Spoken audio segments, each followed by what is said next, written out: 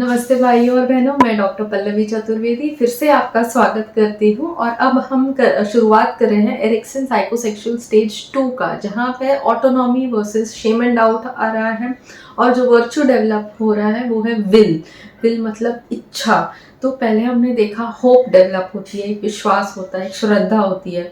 और अगर वो मिसट्रस्ट में कन्वर्ट होती है कि नहीं वो विश्वास कर पा रहा है तो क्या होगा, कर पा रहा है तो क्या होगा, ये विल के खेल को समझेंगे कि इच्छा कैसे आ रही है।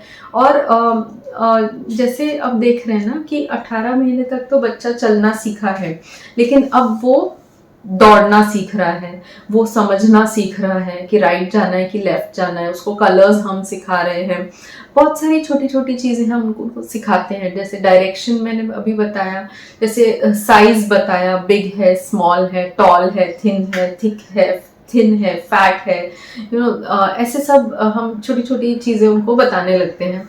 उसके साथ में हम ये भी बताते हैं कि आपको टॉयलेट कहाँ पे करना चाहिए, है ना। सुसु पॉटी हो गई तो ये टॉयलेट ट्रेनिंग का भी स्टेज होता है।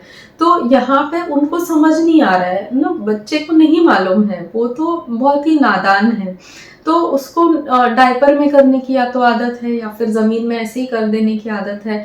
बहुत कम बच्चे होते हैं जो इन चीज़ों को दूसरों को देख के ही परसीव कर लेते हैं।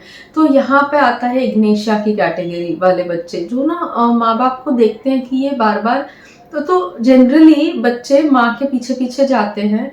लड़की होती है तो माँ के साथ जाती है टॉयलेट में, लड़का होता है तो पिता के साथ जाते हैं। और वो उनको दिखाना होता है कि आपको करना कैसे है। तो वरना आप उनके साथ लड़ते रहो, अपना सिर फोड़ते रहो, लेकिन उनको नहीं समझ आने वाला। तो टॉयलेट ट्रेनिंग में बेसिकली आपको आपके बच्चे को एक पॉटी सीट ला के देनी चाहिए और उसको आपको टॉयलेट में रखना चाहिए। ये मैं बेसिकली जो मैंने फॉलो किया है और मैं दूसरों को भी बताती हूँ, और ये बहुत आसानी से बच्चे से कैच भी कर लेते हैं। तो उनको वो सीट को आपके सीट के बाजू में रखिए, आप जाके वहाँ बैठिए और वो बच्चे को भी बिठाइए। उसको धीरे धीरे जब भी आपको लगे कि उसने पानी पिया है, आधा घंटा हो गया है, आप उसको लेके जाके वहाँ बिठाइए।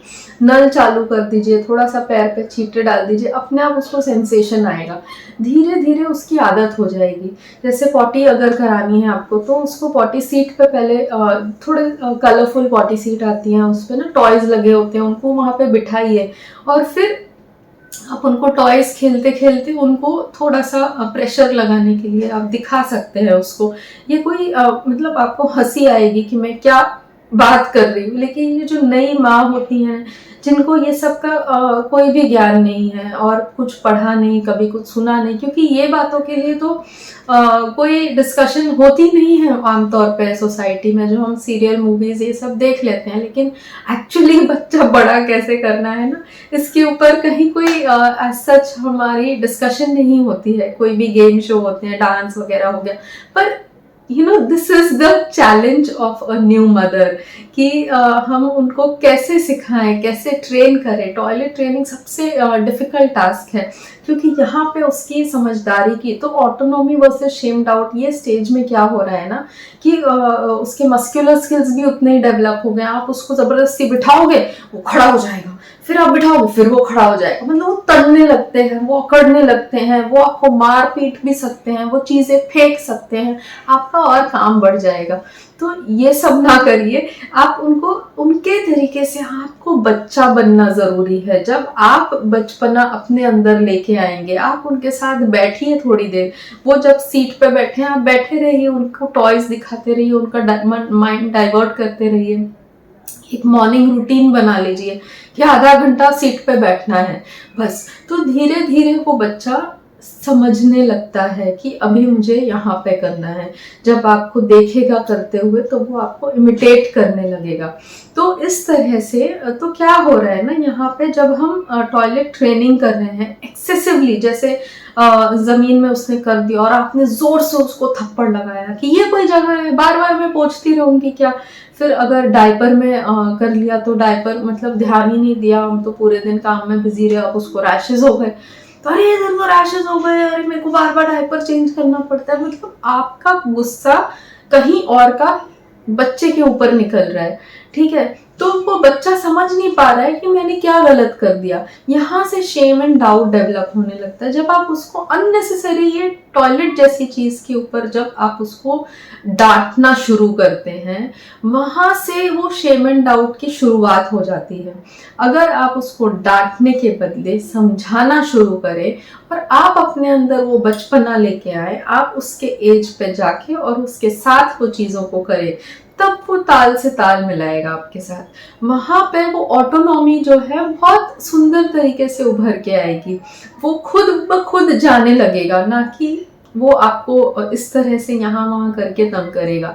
क्योंकि क्या होगा, आप जितना उसको डांटेंगे वो और होल्ड ऑन कर लेगा। होल्ड ऑन जितना किया, मतलब उसको फिर कॉन्स्टिपेशन की प्रॉब्लम हो जाएगी। फिर आप बोलेंगे यार ये करता नहीं है ना। या तो फिर वो लेट गो करने लगेगा, बहुत ज्यादा लेट गो करने में बेड वेटिंग शुरू हो जाएगी कि नहीं यार मुझे ध्यान ही नहीं देना, ये तो बार बार चिल्लाती रहती है।